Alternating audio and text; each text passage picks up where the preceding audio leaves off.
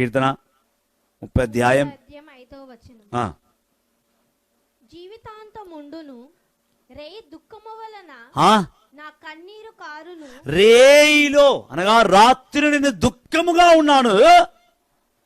ఆ, కానీ వేకువలోనే ఆనందం చేకూర్చును. ఆనందము చేకూరుస్తాడు. రాత్రంతా ఏడ్చిను, రాత్రంతా.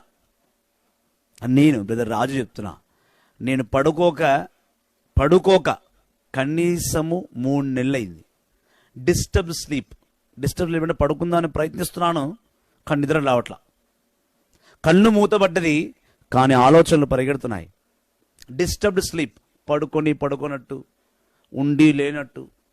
ఎన్నిసార్లు పడుకొని ఏడుస్తున్నాను, 3 నెలలుగా ఏడుస్తున్నాను. దాదాపు 90 రోజులు. నన్ను పీక్కు తినడానికి మామూలుగా లేరు. దైవజనులు ఉన్నారు, సర్వసాధారణమైన వారు ఉన్నారు, కుటుంబ సభ్యులు ఉన్నారు. ఇంకా చెప్పవద్దు.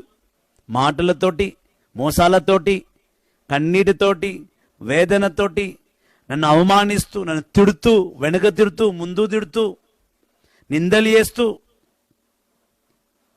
90 రోజులుగా నాకు నిద్ర లేదు సరిగా. పడుకునే సమయానికి లేచి కూర్చుంటున్నా, కానీ ఏదో ఆ కన్నీరికి సమాధానం ఉదయం కలుగుతుంది. హల్లెలూయా.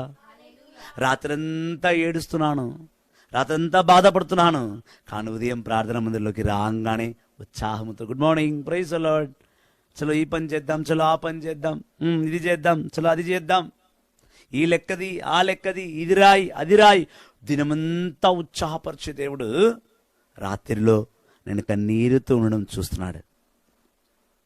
ఆ ఛార్జర్ ఎక్కడ? అది ఇవ్వండి, ఛార్జర్ ఇవ్వండి.